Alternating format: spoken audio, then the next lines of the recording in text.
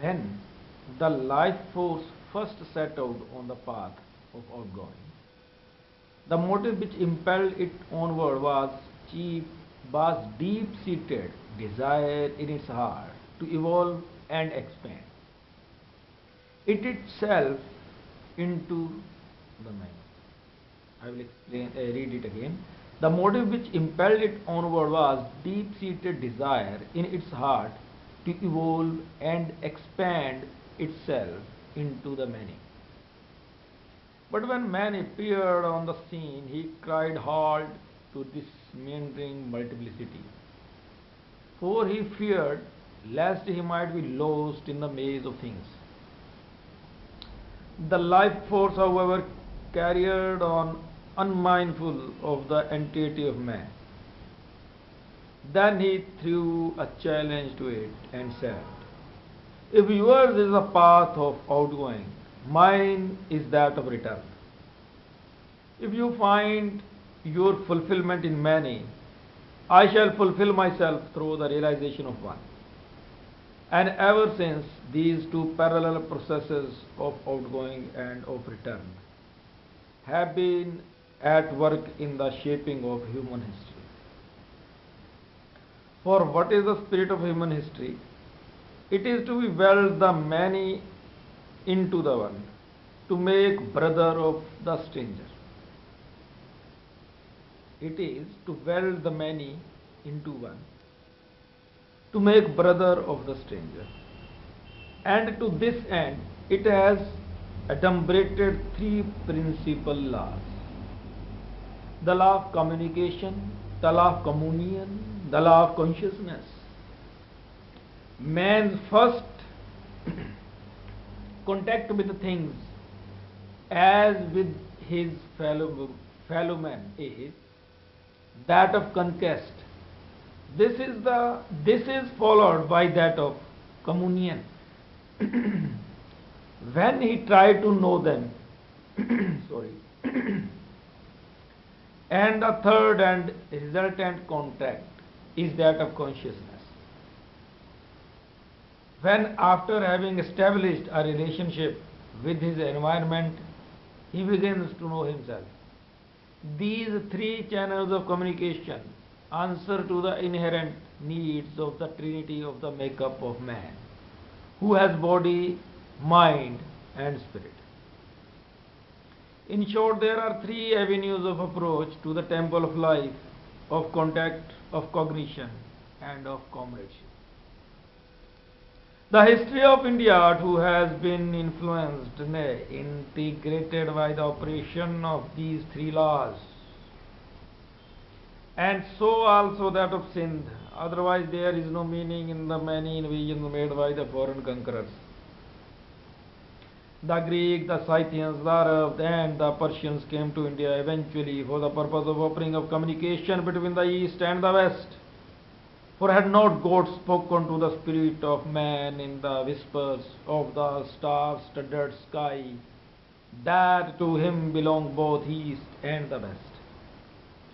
First, therefore, came the cavalry, and when the dust of the road, kicked up by its hurricane march, had settled down, and the blood-stained earth had been carpeted with the green grass, the people of Sindh heard the tinkling bells of the camels of the caravan. The soldier was succeeded by the trader. We learned from old historical records that the Romans purchased a certain kind of cosmetic from Sindh. The Greek books tell us that the Sindhis had a common mess. Ptolemy says that there was a place in Malaya archipelago called Sindoe, which was perhaps colonized by them. Sindh exported silk, indigo, and gems to Arabia and Java. She manufactured tiles, each of which had a peculiar ring. Pottery, which was the admiration of the whole world, and carpets, which matched well with those of Persia. The province was so prosperous that it could pay in the 6th century BC an annual tribute of about 150,000 pounds to the Persian king Darius. When the sound of the tinkling bells of the camels of the caravan had died, the people heard the still small voice. From God comes to the heart of man without a bell, candle or book. They did not, however, understand it fully. Hence, the never-ending chain of interpreters and annotators who were sent to them from time to time. The witnesses to this awakening of man's consciousness exist till this day. The ruins of old Jain temples in Vipah and Bulri, Udairlal and Birbah, of Buddhist stupas and monasteries in Mirpur Khas, of the images of Shiva in Sehwan, original name is Shivasthan, the presence of mosque and church, all intensity to the impact of the various visions of the reality. Sindh has been, down the ages, a miniature guest house of cultures, an abridged edition of the history of India. Perhaps she has been destined by Providence for this purpose, else Sufism would not have found a fertile soil in the province. And although Sir Charles Napier, after his conquest of Sindh, cabled to London, "I have sinned," and thereby hangs a sad tale. I have sinned, the makers of history, which in essence is his story, a story of God's own life, carried out his own purpose and plans. The reaction of the people to these contacts has resulted in Sindh acquiring a spirit of adaptability, elasticity, and eclecticism, a hospitality of mind which is at once magnanimous and many-sided, a spirit of freedom to adjust herself to the new vistas and vision of truth, a spirit which says conformity is the hobgoblin of small minds. Or amicus Plato, amicus Socrates, said magis amica. That is, Plato is dear to me, Socrates is dear to me, but truth is dearer still. Hence the cry of the desert dweller, a cry which is heard in his kafis, "Oh, where art thou?" And when the hour struck, the first band of Sufis came to Sindh. The story goes that about the year 1350 AD, one Usman Shah, the courtier of the king of Baghdad, was seized one day, all of a sudden, with a desire to come to India. There was nothing in the circumstances of his life to account for this newborn impulse in his heart. For he was prosperous in every way, but the spirit beloweth where it listeth. It can, however, be explained on certain other grounds. Throughout our history, we find that there has been at work what the Germans called Drang nach Osten, impulse towards the east. Everybody has. The invaders turned their feet toward the east. The caravans of the culture turned their faces toward the east, because they believed ex orientalus, that is, light comes from the east. Why? Who can tell? May it note with that India has been intended from the very dawn of history to be the cradle of civilization, the open arena for the adventure of truth. Has God kept in her hands the secret of life, the magic word Sesam, which flings open all the doors in the mansion of the Father. The sun rises in the east, so does the sun of truth, which is enshrined in the magic words Shantam Shivam Advaitam. Does not the sun symbolize this truth? Does he not rise in the east, in the silence? Does he not rise in the silence of the dawn and enter our human world with the self-effacement of the new bridegroom? Does he not illumine the interrelationship of things and thus unite them in himself, the many in the one? Well, to resume the story, Usman Shah heard the call from India and tendered his resignation to the king. The king dissuaded him from what he probably considered to be a will o' the wisp. But Usman Shah remained firm in his decision. He had three friends, Sheikh Bahawaldin, Faridganj, and Makhdam Jalal Uddin, whom he persuaded to accompany him to the land of light. They responded, for in them too the spirit had been working out her own purpose. Great. The day of departure was fixed. The four friends came to the harbour without the burden of any personal belongings, for they had mutually pledged to one another that they would not take any belonging with them. When they were in the midst of the Arabian Sea, their boat began to sink. Usman Shah asked his companions to pray for providence, and as they prayed, he felt that one of them was secretly carrying some symbol of worldly wealth. So he queried his comrades. At first they replied that they were not carrying anything with them. But eventually one of them confessed that he had hidden a brick of gold in his armpit as a provision against the rainy day. Usman Shah took the brick from his friend and threw it into the sea. And lo, the boat began once more to sail smoothly. Verily, truth must have the aspirants all. She cannot compromise with reservations. That is why prudence, in the sense in which the word is used by the worldly wise, is for the man of spirit the arithmetic of fools. The prudent man believes in the figure 1, I, which according to him endows the zero with value. While the man of faith believes that it is zero which endows 1 with the value. For he, the man of faith, says, Astra, Castra, Numen, Lumen.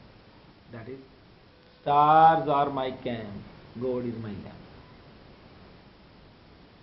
At last the four friends reached Sindh. They came to Sahaban, which was full of book-bound priests. When the Muslim priests heard of the arrival of the newcomers and suspecting that they were perhaps Sayyads, their potential rivals, they sent them a vessel filled of overflowing with milk, implying that the city was already overfull with priests. Usman Shah returned the milk boat with a petal of flower placed on its top to signify that he and his friends would only float on the stream of life and not shut themselves up like them into the stagnant pool of sex and priestcraft. And so the four friends settled down for some time in Sahaban. But the spirit of truth must perforce broadcast her message. So after a few months' stay, she sent Bahawaldin to Uch near Multan in Punjab, Uch, and the other two to two different places. They were followed by Khwaja Hassan al-Nizami from Baghdad, who went to Delhi and settled down there. What did these Sufis teach? They taught the eternal and the one lesson ever taught in the school of spirit, is be disciples of truth and not of the disciples of truth. Mind it. Very important thing. Be disciples of truth, not of the disciples of truth. Or the use of Sufi phraseology at the tryst of truth. Let only the lover and beloved, Layla and Majnun, meet and none else play the part of the go-between. Where is the tryst of truth? In the heart, which the Sufis call place of the beloved. The sculptures being so to speak, the office rooms of the beloved, the secretariat of the governor of the universe. Now, this standpoint runs counter of that of the secretarians who believe that truth dwells in the head and that the sacred books are the dark chambers of the king. To speak without a figure, the Sufis taught the people to be non-conformists. Say Shah Latif, keep the contrary eye, move contrary to the masses. If the world moves down the stream, you move up the stream. At another place he says, men fight shy of vice. Men fight shy of vice. My beloved turned his face from me because of virtue.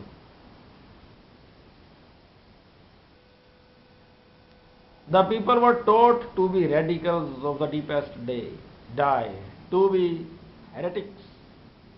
Sings Satchel. The way of heresy, the Murshid means teacher.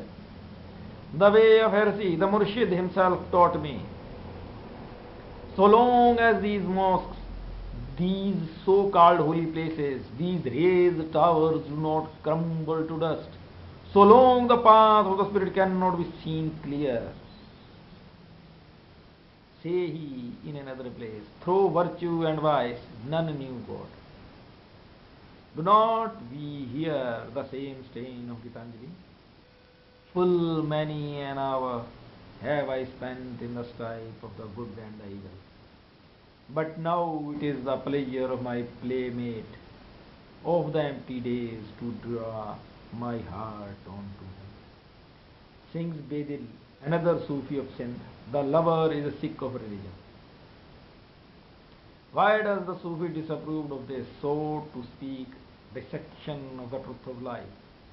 Of this forgetting of the flower in the counting and colors of the petals, because, he says, to quote Gitanjali again, only in the deepest silence of night the stars smile and whisper among themselves, vain is this seeking, unbroken perfection is over all. Or as Shah Latif say in the beautiful passage, he himself is the splendor of the splendid, he himself is the soul of beauty, he himself is the form of the beloved, he himself is teacher, he himself is pupil, he is thought himself. All this is known within the soul. He himself sees himself, he himself loves himself, he himself creates abundantly, he himself longs for his created. He is this, he is that, he is the Lord of death, he is the Lord of life, he is foe, he is friend, he is here, he is there, he lives in the mind, he himself sees the light of himself. But how is this affirmation of the one to be realized?